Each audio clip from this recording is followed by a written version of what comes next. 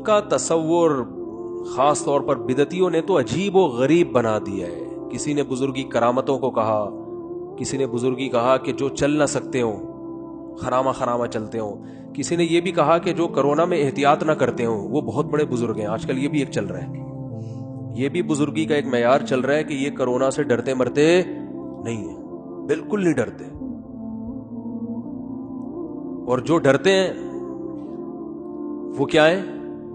وہ بزرگ نہیں ہے, ان کو اللہ پہ توکل نہیں ہے. یہ بھی اپنی طرف سے بنائی ہوئی چیز ہے. ڈرتا بزرگ واقعی نہیں ہے. ابھی ایک صاحب مجھے کہہ رہے تھے آپ اتنی احتیاط کر رہے ہیں, آپ ڈر رہے ہیں. میں نے کہا ڈر نہیں رہا, الحمدللہ مرنے کے لیے اس طور پہ تیار ہیں کہ کوئی بھی کسی بھی ٹائم پہ مر سکتا ہے, وہ تیار ہے. وہ الگ بات ہے آخرت کی تیاری نہیں ہے, اس لحاظ سے ڈرتے ہیں کہ مر گئے تو پتہ نہیں ہوگا کیا. اس لحاظ سے اللہ سے زندگی مانگتے ہیں کہ کچھ سدھرنے کا موقع مل جائے. لیکن ویسے مرنے سے ڈر کے کیا کرنا ہے؟ مرنا تو ہے, آج نہیں تو کل, کل نہیں تو پرسوں مریں گے. موسیٰ علیہ السلام نے لگایا تھا نا موت کے فرشتے کو تھپڑ, وہ واپس آیا تو شاید روایت میں یہ ہے کہ انہوں نے پوچھا پھر کب؟ انہوں نے کہا پھر بعد میں. انہوں نے کہا مرنا تو پھر ہے ہی نا, ابھی نہیں تو کل جائیں گے. تو موت تو برحق چیز ہے, اور کرونا سے نہیں مرے کسی اور چیز سے مر جاتا ہے آدمی. اور بالفرض اگر ڈر بھی جائے, الحمدللہ موت سے ہم نہیں ڈرتے, موت سے نہیں ڈرتے, اللہ کا شکر ہے.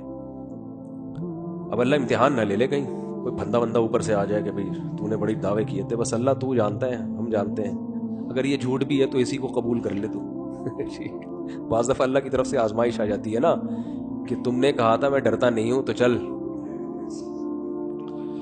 لیکن ابھی فی الحال جو کیفیت ہے اس کے حساب سے بات کر رہا ہوں. ڈر اس بات سے ہے کہ مرنے کے بعد ٹھکانہ کہاں ہوگا, تو اس لیے مہلت مانگتے ہیں کہ اللہ ہمیں اپنے اعمال کا پتہ ہے کہاں صحیح ہے, اللہ ہمیں توفیق دے دے تھوڑا سا, شاید سدھر جائے کچھ آگے چل کے. اور ظاہر ہے 100% سدھرنے کا دعویٰ تو کوئی بھی نہیں کر سکتا, ایمان خوف اور امید کے درمیان ہی ہے. تو اس لحاظ سے موت سے ڈرنا ایک الگ چیز ہے, لیکن ویسے اللہ کا شکر ہے موت سے ڈر الحمدللہ نہیں لگتا. اور ایک مثال دے رہا ہوں, اگر کسی کو ڈر لگتا بھی ہے موت سے تو بھی یہ بزرگی کے خلاف نہیں ہے, یہ خوب سمجھ لو. اس لیے کہ موت سے ڈر بعض دفعہ دل کی کمزوری کی وجہ سے بھی ہوتا ہے. ایک انسان دنیا کو مسافر خانہ سمجھتا ہے, اللہ سے محبت بھی ہے اس کے دل میں, وہ چاہتا ہے اللہ سے ملاقات ہو جائے, دنیا کے بکھیڑوں سے نکلوں, آخرت کی نعمتیں ملیں, لیکن دل کمزور ہوتا ہے بعض دفعہ. جب کسی کا دل کمزور ہوتا ہے تو وہ ایک ایسا کام جو تھوڑا سا یعنی اس سے ہٹ کر ہو, عام معمول سے, اس سے وہ ڈر لگتا ہے اس کو. یہ ہوتا ہے نا, بہت سے نیک لوگ ہوتے ہیں وہ ڈر رہے ہوتے ہیں. جو اب دیکھو جو بڑے بڑے ڈاکو ہیں بڑی بڑی کارروائیاں کرتے ہیں, اگر یہ موت سے بہت زیادہ ڈرتے تو یہ ڈاکو بنتے ہے؟ بھائی ڈاکو تو بہادر آدمی بنتا ہے جو موت سے نہیں ڈرتا, لیکن ان کا آخرت پر ایمان نہیں ہوتا. تو ان کو تو موت سے ڈرنا چاہیے بہت زیادہ, لیکن کیوں اتنا زیادہ ڈرتے تو ہیں لیکن بہت زیادہ نہیں. کیوں؟ دل مضبوط ہوتا ہے. تو غیر مسلم بھی بہادر ہو سکتا ہے, اور اگر کسی کا آخرت پر ایمان ہے, اسے پتا ہے مجھے گولی لگے گی میں جنت میں جاؤں گا, شہید ہو جاؤں گا میدان جنگ میں, لیکن اسے ڈر لگ رہا ہے, تو یہ ڈر اس کی علامت ہے کہ آپ کا دل کمزور ہے, اعصاب کمزور ہیں. اعصابی کمزوری کی وجہ سے بھی انسان کو ڈر زیادہ لگتا ہے, اندھیرے سے میں ڈر جاتا ہے وہ, حالانکہ نیک ہوتا ہے. تو یہ بھی ممکن ہے بالکل. تو ایک مثال آئی تھی بڑی اچھی ذہن میں. اب اگر کوئی میدان جنگ, ہاں حدیث میں آتا ہے کہ جو بزدل ہے اور پھر بھی جہاد کرے اسے دگنا اجر ملتا ہے. بزدل آدمی کو میدان جنگ میں لڑنے کا دگنا اجر ملتا ہے, حدیث میں آتا ہے. کیونکہ بہادر کو تو بڑا مزہ آ رہا ہے لڑنے میں, جو بزدل ہے اس کو مزہ نہیں آ رہا, وہ بس اپنے نفس کو مجبور کر رہا ہے, بھائی اللہ کا حکم ہے لڑنا ہے. ادھر سے دھماکہ ہوا, ایک دم کانپنے لگا, بھاگتا نہیں ہے, لیکن یار اسی خوف میں جاؤں گا تو اجر تو ڈبل ہوگا کہ نہیں ہوگا. اب اللہ کی راہ میں لڑ رہا ہے تو یہ لڑنا اس کی علامت ہے کہ نیک آدمی ہے. اگر نیک نہ ہوتا تو بھاگ جاتا, لیکن ڈر بھی رہا ہے. موسیٰ علیہ الصلوۃ والسلام نے جب لاٹھی کو زمین پہ پھینکا فرسٹ ٹائم, پہلی مرتبہ, وہ سانپ بن کے دوڑنے لگی. قرآن کہتا ہے موسیٰ علیہ السلام بھاگے ہیں, ولم یعقب, پیچھے مڑ کے بھی نہیں دیکھو. اب کوئی کہ یہ کیسے بزرگ ہیں, یہ سانپ سے ڈر کے بھاگ رہے ہیں. اور سانپ بھی کوئی جنگل کا نہیں ہے, اللہ ہم کلام ہو رہا ہے اور اللہ ان سے کلام کر کے خود لاٹھی کو سانپ بنا رہا ہے. معاذ اللہ معاذ اللہ, ان میں تو توکل ہی نہیں ہے بھائی. جس اللہ نے لاٹھی کو سانپ بنایا ہے وہ اللہ آپ کو ڈسوانے کے لیے تھوڑی بنایا ہے. یہ ساری تقریر چل سکتی تھی کہ نہیں چل سکتی تھی وہاں پہ؟ کیا ہو گیا بھائی, بول لو یار. کہ بھئی یہ تو اللہ نے کتنی زبردست کلام ہے. موسیٰ علیہ السلام کو بلایا کوہ طور پر, وما تلک بیمینک یا موسیٰ, اے موسیٰ یہ کیا ہے, اور میں نے تجھے پیغمبر بنا دیا اور اپنی ذات کے لیے منتخب کر دیا. پوری تفصیل حضرت موسیٰ کو یقین ہو گیا اللہ کا کہ ہم کلام ہو رہا ہے اور اللہ کے سائے میں آ گیا ہوں میں, اب مجھے کوئی نقصان نہیں ہو سکتا. اب اللہ اگر لاٹھی کو سانپ بنائے گا تو مجھے ڈسوانے کے لیے تھوڑی بنائے گا. اس کے باوجود جب سانپ ہے تو میرے بھائی سانپ سے ڈر لگتا ہے. حضرت موسیٰ جیسے بہادر آدمی جن کا اتنا مضبوط دل تھا, پیغمبر تو بہت بہادر ہوتے ہیں, تو حضرت موسیٰ کی تو صحت بھی بہترین, کوئی اعصابی کمزوری, دل کی کمزوری کا تصور بھی نہیں ہو سکتا, اور ایکسٹرا آرڈینری بہادر تھے. اس کے باوجود سانپ کو دیکھ کے خوفزدہ ہو کے بھاگے. اور قرآن کہہ رہا ہے ایسا فرار ہوئے ولم یعقب, پیچھے مڑ کے بولو نہیں دیکھ. اب کوئی کیا یار, توکل ہی نہیں ہے. وہ بھائی سانپ ہے یار, انسان ہے, فطرت ہے. اللہ نے فرمایا لا تخف, اللہ نے کیا فرمایا, اقبل ولا تخف, واپس پلٹ, اے موسیٰ واپس پلٹ, خوف نہ کر. سنعیدها سیرتها الاولی, اس سانپ کو پکڑ, ہم اسے دوبارہ لاٹھی بنا دیں گے. دیکھو اللہ نے یہ نہیں کہا اس کو پکڑ لو, یہ کچھ نہیں کہے گا. اللہ کو شاید یہ خیال تھا کہ حضرت موسیٰ کو پھر بھی ڈر لگے گا کہ بھئی ہے تو سانپ ہی نا, تو اللہ نے تسلی دی. حالانکہ اللہ کی طرف سے اتنا کہہ دینا کافی تھا کہ اے موسیٰ ڈر نہیں, رک جا اور اس کو پکڑ لے, بس اتنا کافی تھا کہ نہیں تھا؟ کافی تھا. لیکن حضرت موسیٰ کو پھر بھی یہ خوف ہوتا کہ اللہ نے حکم تو دیا ہے سانپ پکڑنے کا, لیکن عین ممکن ہے پھر بھی ڈسے ہی ہے, تو اللہ نے یہ گارنٹی تھوڑی لی ہے کہ کچھ بھی نہیں ہوگا ہے, تو اس لیے اللہ نے گارنٹی دے دی. سنعیدها سیرتها الاولی, اے موسیٰ واپس اسی کنڈیشن میں لے آؤں گا, لاٹھی بن جائے گی, گھبرانے کی ضرورت نہیں ہے. کتنی تسلیاں, اس لیے کہ بشر ہے, انسان ہے بھائی, انسان ہے, ڈر لگتا ہے سانپ سے, اور اللہ کے کہنے پہ بھی سانپ پکڑنا آسان نہیں ہے. اگر اللہ ہم کو بقرعید میں قربانی کا جانور ذبح کرنے کے بجائے یہ کہتا کہ بیل کو ٹکر مارو کچھ نہیں ہوگا تمہیں, سانپ پکڑو کچھ نہیں ہوگا تمہیں, چھپکلیوں کو پکڑو کچھ بھی نہیں ہوگا, قربانی ہوتی پھر بھی کوئی نہیں پکڑتا. ڈر لگتا ہے, انسانی فطرت ہے. حدیث میں آتا ہے کہ پچھلی امتوں میں جب ایک بادشاہ نے خندقیں بنائی نا, سورہ بروج میں بھی واقعہ ہے, تو وہ آگ جلائی اس نے, اور جتنے جو ایمان نہیں لے کر آ رہے تھے بادشاہ پر, سب کو خندقوں میں آگ میں پھینکا ہے. تو ایک عورت کی جب باری آئی نا تو وہ ڈر رہی تھی بیچاری, آگ میں چھلانگ لگاتے ہوئے, اس کو خوف پیدا ہو رہا تھا. تھی بڑے ایمان والی کہ تیار ہو, لیکن ڈر لگ رہا ہے. تو بچے نے ماں کی گود میں بولا کہ اے ماں ڈر نہیں, یہ جنت کا باغ ہے, یہ آگ نہیں ہے. پھر اس نے چھلانگ لگا دی. تو وہ ایمان والی تھی, اس کے باوجود اس کے خوف کو اللہ نے کیسے ختم کر دیا. ایک بچے کو ماں کی گود میں اللہ نے قوت گویائی دی ہے. تو یہ سب نیچرل ہے. حدیث میں آتا ہے جو اگر نماز پڑھ رہے ہو, پہلے حدیث سے پہلے ایک واقعہ سناتا ہوں. یوٹیوب پہ کسی نے ویڈیو بھیجی, مسجد میں زلزلہ آیا, امام صاحب کھڑے ہوئے, پیچھے پبلک بھی, ایک ایک کر کے جس کے جتنے 4 مہینے لگے ہوئے تھے وہ کھڑے ہوئے, چلے والے سارے آہستہ آہستہ. یہ تو میں اپنی طرف سے وہ ڈیٹیل بیان کر رہا ہوں. سب سے پیچھے سیروزے والوں کی جماعت وہ نکلے ہیں.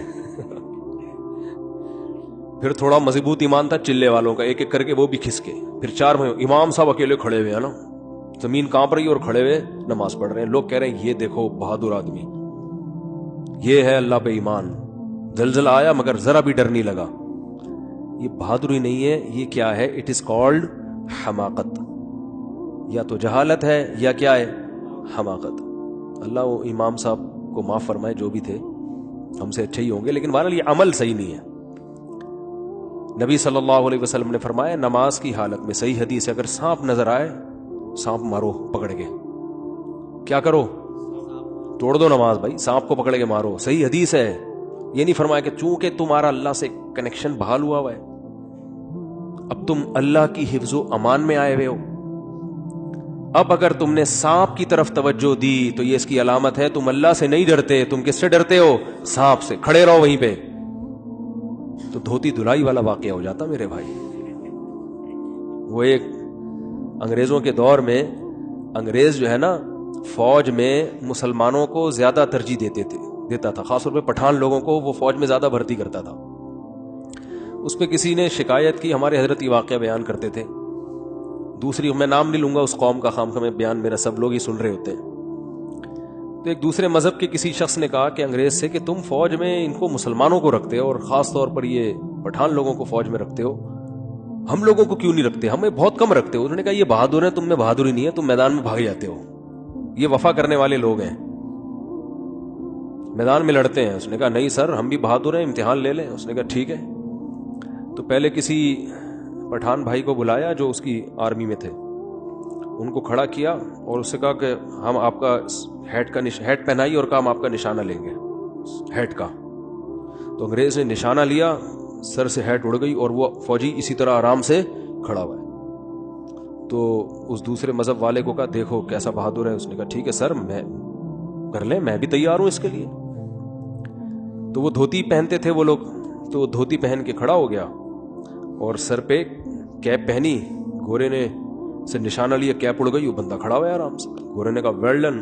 ایسے ہی کرتے ہیں نا، ویل ڈن یار، ہم تو سمجھ رہے تھے تم بہادر نہیں ہو. گورے نے اپنے کسی فوجی سے کہا اس کو کیپ کے پیسے دے دینا، اس کی کیپ ضائع ہو گئی ہے، کیپ کے پیسے. تو اس نے کہا حضور دھوتی دھلائی کے پیسے بھی دے دیے گا. کیپ کے ساتھ ساتھ دھوتی کی دھلائی کے پیسے بھی اگر ساتھ ہو جائیں بیڑا غرق ہو گیا. نیچے کے معاملات صحیح نہیں ہے، دھوتی دھلائی کے پیسے بھی چاہیے. تو کیا بات چل رہی تھی یار، کیا کہہ رہے ہیں؟ ہاں، تو بہادری کا تعلق مذہب سے بھی ہوتا ہے، لیکن بہادری کا تعلق آپ کے اعصاب سے اور آپ کے دل سے بھی ہوتا ہے. تبھی تو نبی صلی اللہ علیہ وسلم نے فرمایا خیارکم فی الجاہلیت خیارکم فی الاسلام. جو جاہلیت میں بہتر تھے اسلام میں بھی وہی ہیں، کیونکہ جو جاہلیت میں جنہوں نے اسلام کو نقصان پہنچایا نا میدان جنگ میں، وہ بہادر تھے. ان میں اس لحاظ سے غیرت تھی کہ اپنی قوم کے ساتھ وفا کر رہے تھے کہ لڑیں گے. جب ادھر کنورٹ ہو گئے تو ادھر وفا کی انہوں نے. اور جو بزدل ہوتا ہے نا ادھر کا نہ ادھر بھی ٹینشن، ادھر آ گیا تو ادھر بھی ٹینشن. تو یہ کچھ صلاحیتیں گاڈ گفٹڈ ہوتی ہیں. تو اس لیے علماء کہتے ہیں اگر کسی کو موت سے ڈر لگتا ہے، اس لیے نہیں کہ آخرت پر یقین نہیں ہے، بلکہ اس لیے کہ وہ اعصابی کمزوری ہے، اس کے دل کمزور ہے، تو یہ موت کا ڈر سے آخرت میں کوئی نقصان نہیں ہوگا اور یہ بزرگی کے خلاف نہیں ہے. اس سے کوئی کسی کا یہ ثابت نہیں ہو جاتا کہ یہ بزرگ نہیں ہے. تو بعض لوگ ڈر رہے ہوتے ہیں، بہت زیادہ موت کا خوف ہوتا ہے ان کے دل میں، وہ کمزور ہوتے ہیں اعصاب ان کے. تو نبی صلی اللہ علیہ وسلم نے فرمایا نماز میں اگر سانپ نظر آئے تو کیا کرنا ہے بھائی؟ سانپ کو مارنا ہے. ورنہ کیا ہوتا، میں وہ تشریح کر رہا تھا نا حدیث کی، اگر یوں حکم ہوتا شریعت میں کہ نہیں تمہارا، آج کل دیندار لوگ اس طرح کی باتیں شروع کر دیتے ہیں، ایک طرف اللہ سے تمہارا کنیکشن، ایک طرف سانپ، مخلوق اور خالق کا کیا ہو رہا ہے؟ مقابلہ. اب تمہارا امتحان ہے کہ مخلوق سے ڈرتے ہو یا خالق سے. تو اس میں وہ سانپ بھی کس نے بھیجا ہے؟ خالق نہیں بھیجا ہے نا ٹھیک ہے نا. اور سانپ کا کام ہے کاٹنا، یہ بھی صلاحیت کس نے رکھی ہے؟ خالق نہیں. اور اس نے کوئی گارنٹی نہیں لی ہے کہ تم کو نہیں کاٹے گا، اور یہ بھی نہیں کہا کہ نماز میں نہیں کاٹوں گا، یہ بھی نہیں کہا. تو اللہ نے جب تک گارنٹی نہیں لی ہے بھائی کسی چیز کی، ہم اپنی طرف سے کسی کو گارنٹی نہیں دے سکتے کہ آپ چونکہ بہت نیک ہیں لہذا آپ کو کچھ نہیں ہوگا. آپ بہت نیک ہے تو آپ پہ کوئی دشمن حملہ ہی نہیں کر سکتا. آپ بہت نیک ہے تو آپ پہ تو کرونا کا اٹیک نہیں ہو سکتا. آپ بہت نیک ہے تو آپ کو تو مالی نقصان ہی نہیں ہو سکتا. آپ بہت نیک ہے تو آپ کی تو صحت بہت ٹائٹ رہے گی. آپ بہت نیک ہیں، آپ کے گھریلو حالات بہت اچھے رہیں گے. گھریلو حالات اچھے رہنے کے اصول نیک ہونے بھی ہیں اور اس کے علاوہ بھی کچھ چیزیں ہیں. آپ بہت نیک ہیں، رزق دروازے توڑ کے آئے گا آپ کی طرف. کیوں آئے گا بھائی؟ رزق تو اس کی طرف آتا ہے جو رزق کمانے کی کوشش کرتا ہے. ایسی تھوڑی خالی بلی آ جاتا ہے رزق. بہت نیک ہیں، بیٹھے ہوئے آرام سے تو بیٹھے رہو پھر. اس لیے تو کہتے ہیں رزق حلال یہ فرض عین ہے کمانا